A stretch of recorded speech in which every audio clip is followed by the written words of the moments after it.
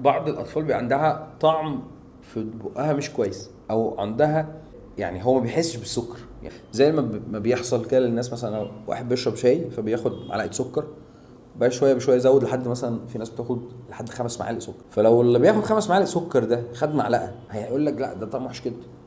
ففي بعض الناس عندها دي حاجه خلقت ربنا، هو ما بيحسش بسكر، او يكون هو الطفل متعود على الحلويات قوي فلازم ياخد حلويات كتير قوي. طب دي نحلها ازاي؟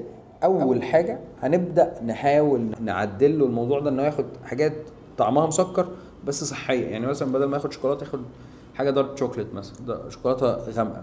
بدل ما هو بياخد سكريات يحاول ياخد فاكهه مثلا. بدل ما هو بياخد 5 معالق نبدا نقلل بالتدريج. في ناس برضو عندها مشكله في الدهون، ما بتعرفش تستطعم الدهون الا لو تكون دهون كتير قوي. هو اقلم نفسه او التذوق بتاعته، حاسه التذوق عنده ما بقتش ايه تشتغل غير لما بياكل دهون كتير، نتيجه ان هو بدا شويه بشويه بيزود الدهون، فبدات ايه الاحساس عنده يضعف بالدهون. فده نبدا نحول الدهون غير الصحيه دهون صحيه، ونبدا برضو نقلل شويه شويه بالتدريج.